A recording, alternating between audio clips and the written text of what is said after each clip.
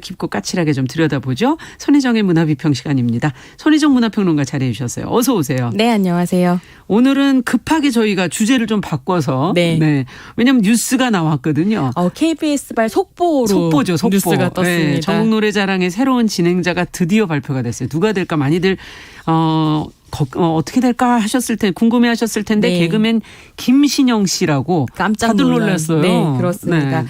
이수근, 이상벽, 강호동, 김영철 등 좀 연배가 있는 남성 MC가 거론되던 와중에 예외적으로 가수 장윤정 씨 이름이 올라오기도 했었는데요.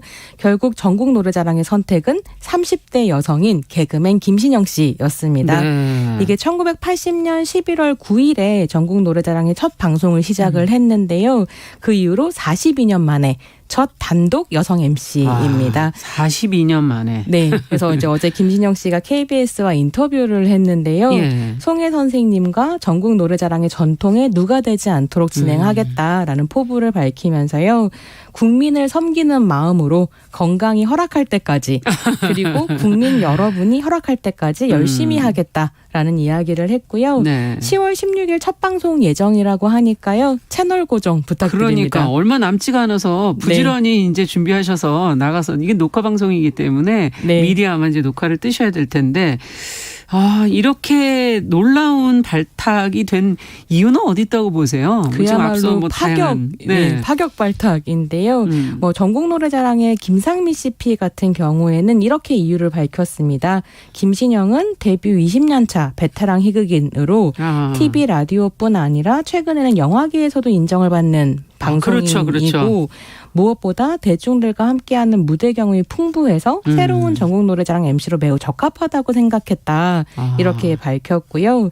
김신영 씨 스스로 뭐라고 얘기하냐면 나는 전국 어디에 갖다 놓아도 있을 법한 사람이라고 말하는데요.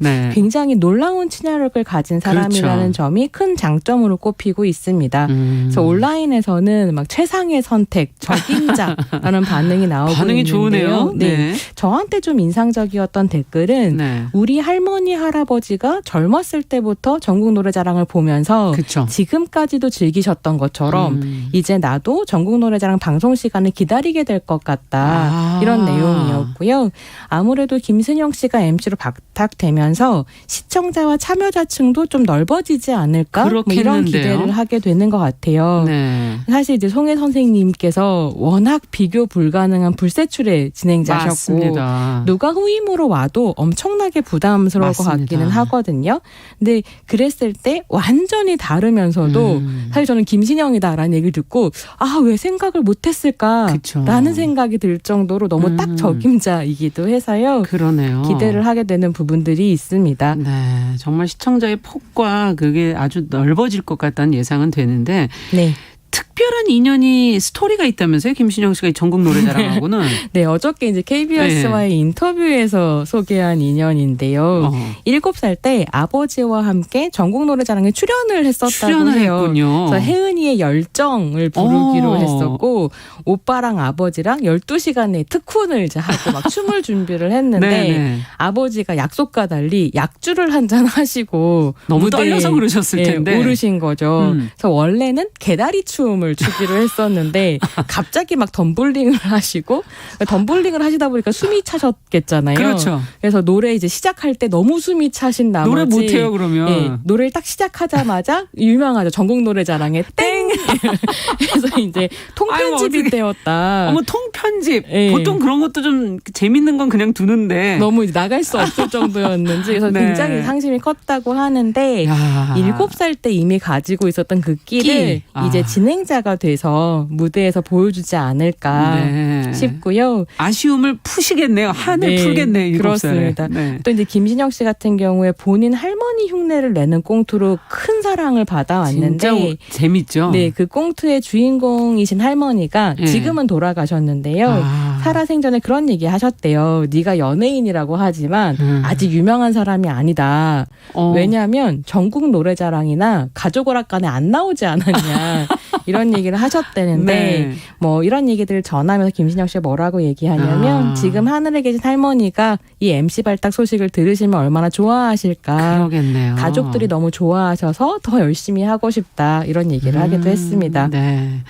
정말 할머님이 가장 좋아하는 프로그램이 아니었을까 하는 생각도 드는데 네. 뭐 앞서도 얘기해 주셨지만 20년 차의 베테랑이다. 김신영 씨. 개그로 뭐 시작을 했지만 노래도 네. 하고 연기도 요즘에 영화계에서 네. 많이 하고 있고 뭐 못하는 게 없는 재주꾼인 것 같아요. 네. 뭐 개그면 개그, 노래면 노래 못하는 게 없는데요.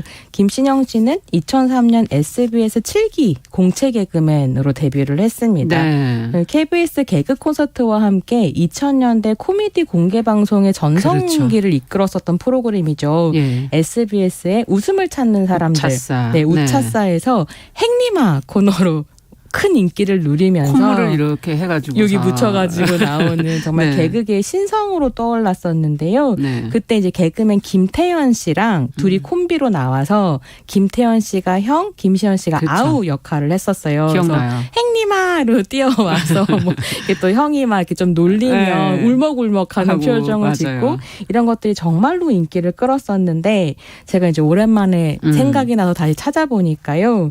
이 행리마가 정말 명작이었더라고요. 그래서 이후에 김신영 씨가 보여준 여러 가지 연기의 원형들이 다 들어가 있었던 작품이었고요.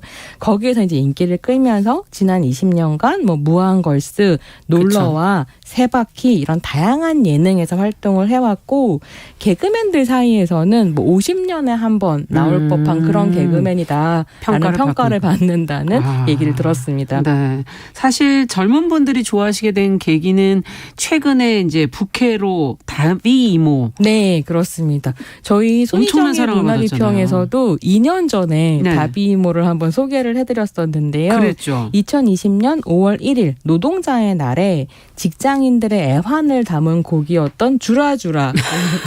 가사도 너무 웃겨요. 보너스 주라주라 뭐 이런 식의 이제 노래였었는데 이 네. 노래를 발표하면 사랑을 받았었고요. 이 김다비 씨 같은 경우에는 부캐니까 이제 설정이 있겠잖아요. 그렇죠. 45년생으로 김신영의 둘째 이모고요. 둘째 이모. 오리백숙집을 운영하는 사장님이라는 네. 콘셉트였습니다. 그래서 이제 진행자께서도 굉장히 좋아하시지만 김신영 씨가 네. 이제 꽁트를 할 때 되게 사랑받는 캐릭터 중에 하나가 뭐냐면 백반집 사장님이 계시거든요. 맞아요. 이거 너무 웃겨요. 네. 그래서 막 6시 반에 바빠 죽겠는데 왜 메뉴 통일 안 하고 너는 짬뽕밥 너는 김치찌개 시키냐 이런 거 하는 그 꽁트가 있는데 네. 그 꽁트 같은 캐릭터들을 다 이제 종합해서 네. 김다비로 만들어낸 이런 캐릭터이기도 했습니다. 네. 근데 이제 김신영 씨 같은 경우는 개그맨 송은희 씨가 대표로 있는 소속사. 네, 소속사인 시소라는 소속사 이제 소속이고요. 송은희 씨가 너 하고 싶은 거 해라라고 하면서 이제 그 안에서 굉장히 여러 가지 프로젝트들을 기획하는 사람으로 활동을 하고 있는데 김다비 역시 김신영의 기획 직접 작품. 기획한 거군요. 네, 이었었던 거죠. 그러다 보니까 이게 또 굉장히 매력적인 여성 캐릭터이잖아요. 중년, 그렇죠. 노년의 여성 캐릭터. 근데 거의 중년 같기도 하고 노년 같기도 하고. 그래서 김신영 씨 팬들의 경우에는 이번 소식을 들으면서 다비 이모가 전국 노래자랑을 진행해야 된다. 김신영 말고 다비 이모를 해달라. 이런 이제 목소리도 나오고 있고요. 네, 그래서 재미있습니다. 아, 맞아요. 최근에 영화에서도 또 주목을 받고 있더라고요. 아주 네. 전혀 다른 또 캐릭터로. 네. 뭐 사실 이전에 뭐 고 남기남 감독님의 코미디 영화인 갈갈이 패밀리와 드라큘라라든지 뭐 심야의 FM 등의 영화나 이런 드라마의 얼굴을 비치기도 했었는데요. 네. 사실 배우 김신영이라는 타이틀이 가능해진 건 역시 박찬욱 감독의 헤어질 결심 덕분입니다. 맞아요. 파메오가 아니라 꽤 비중이 높은 캐릭터 캐릭터를 연기를 했는데요. 극중 박해일 씨의 캐릭터인 혜준의 부하 형사로 등장을 해서 네. 전극 연기를 선보였습니다. 네. 그래서 사람들이 깜짝 놀라면서 저 김신영이냐 그렇죠. 이러기도 했었는데요.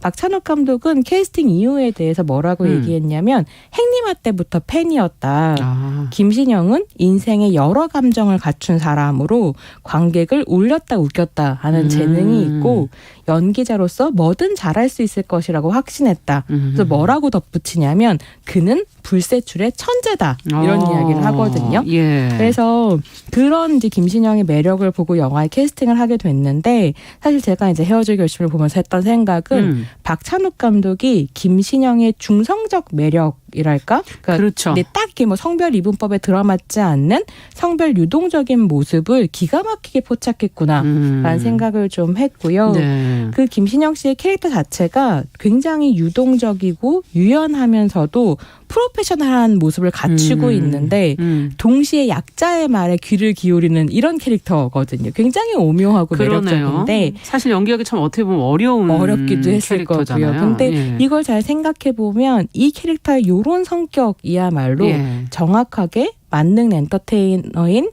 김신영의 장점이었던 거 아닐까. 그러네요. 네, 그게 잘 녹아 있었던 캐릭터다. 이런 생각이 들기도 했습니다. 네, 이 헤어질 결심에서의 김신영이기 때문에 할 수 있었던 게 뭘까? 네. 그리고 어떤 점을 좀 주목해서 보셨는지. 네, 그거 조금 전에 말씀드렸던 것처럼 그 이렇게 성별 유동적인 부분을 박찬욱 감독이 잘 캐치해서 나타냈고 좀 재미있었던 게 김신영 씨가 사실 사투리 연기의 달인이기도 맞아요. 하잖아요. 너무 자연스러워요. 그래서 어렸을 때 사실 집이 좀 어려워서 이사를 굉장히 많이 다녔는데 뭐 할머니 댁이 또 뭐 전라도 쪽에도 있고 경상도 쪽에도 있고 이래서 사투리를 좀 많이 배웠었던 것 같아요.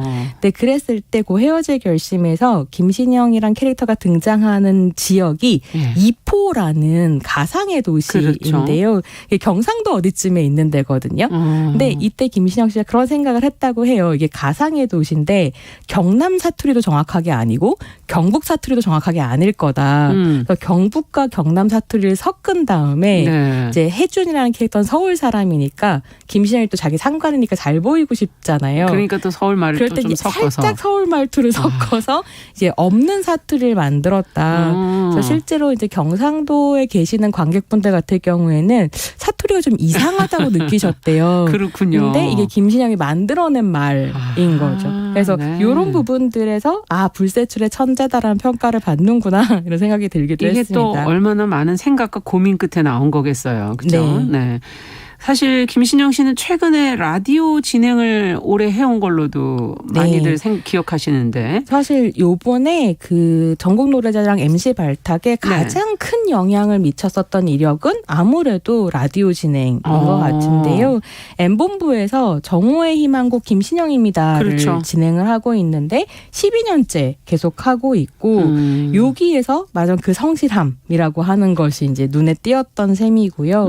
그와 더불어서 가요에 대한 해박한 지식, 친화력 등도 이제 크게 작용했다고 해요. 그래서 관련 기사들을 보면 이제 김신영 씨가 과거에 그 어려웠던 경험 때문인지 청취자들하고 굉장히 교감을 잘하는데 그렇죠. 뭐 이제 막 사업을 시작하는 자영업자 청취자한테는 화환을 보내기도 하고 뭐 학자금 대출을 다 갚은 사회초년생한테는 외식 상품권을 보낸다든지 이러면서 마음을 굉장히 많이 나눠주는 이제 진행자였다고 하고요. 12시부터 2시까지는 신나야 된다. 그렇죠. 네, 신나는 음악들을 많이 시간이죠. 튼다고 하는데요. 청취율은 뭐 최고 수준이고요. 2020년 같은 경우에는 방송 3사를 통틀어서 청취율 1위를 하기도 했습니다. 그러니까 큰 사랑을 받고 있는 진행자라고 할 수 있겠죠. 이렇게 꾸준한 성실함이 또 라디오에 있어서는 굉장히 중요한 부분이거든요. 네. 한 자리를 언제든 지켜주고 있는 거. 그러니까 전국 노래자랑에서도 또 아마 마찬가지겠죠. 그런 성실함을 기대하고 있지 않을까. 그래서 근데 쉽지 않을 텐데 응원의 그러니까요. 마음을 보낸다 이런 생각이 들었습니다. 네, 어쨌든 명 MC였던 전국 노래자랑의 송혜 씨가 세상을 떠나고 이 굉장히 오래된 프로그램의 역사와 상징성을 가지고 그 뒤로 김신영 씨가 있는데 끝으로 정리를 해본다면요. 네, 제 송혜 선생님 작고하신 후에 여러 이제 글이 막 쏟아져 나왔었는데요. 그 중에서 제가 제일 인상 깊게 읽었던 건 한겨레의 이승환 칼럼니스트가 쓴 글이었어요. 네. 제목이 뭐였냐면 흔한 사람 송혜 평범한 동네 사람과 평생을 함께했다라는 제목이었고 그 글에 어떤 문장이 나오냐면 송해는 옆자리 사람들과 어깨를 부딪혀가며 가장 흔하고 값싼 자리를 고집했다. 이런 문장이 나오거든요. 근데 송해 선생님도 젊었을 때 북한에서 내려오신 분이잖아요. 그래서 예. 고생을 굉장히 많이 하셨고 그 이제 고생들을 바탕으로 사람을 이해하는 마음이 있으셨다는 생각이 좀 드는데 가장 평범한 자리에서 은은하게 빛나는 일을 오랫동안 해오신 분이고 저 그게 정말 존경스럽다고 그렇죠. 생각하거든요. 그래서 김신영 씨도 그러니까 우리 미디어가 지나치게 이제 대한민국 3%만 주목하잖아요. 사실은. 맞습니다. 근데 그런 식의 한계를 넘어서 나머지 97%의 삶에 귀를 기울이는 진행자가 되어주실 거라고 기대하고요. 인터뷰에서 김신영 씨가 그런 얘기를 했어요. 전국 노래자랑을 하면서 만나게 될 분들께 많이 배우면서 가겠다. 이 말을 2번이나 강조를 하거든요. 네. 그래서 그 얘기를 듣다 보니까 전국 노래자랑을 진행하면서 또 달라질 김신영의 모습 팬으로서 기대하게 된다. 이런 생각이 들었습니다. 네. 오늘 문화비평 전국 노래자랑의 새 MC가 된 다재다능한 개그우먼 김신영 씨에 관한 이야기 나눠봤습니다. 선희정 문화평론가 수고하셨습니다. 감사합니다. 네, 감사합니다. 자, 정용실의 뉴스 브런치 수요일 순서도 같이 마무리해야 되겠습니다. 저희 오늘 끝으로는 둘째 이모 김다비의 노래 주라주라 들으면서 마무리하도록 하죠. 저는 내일 다시 뵙겠습니다. 안녕히 계십시오.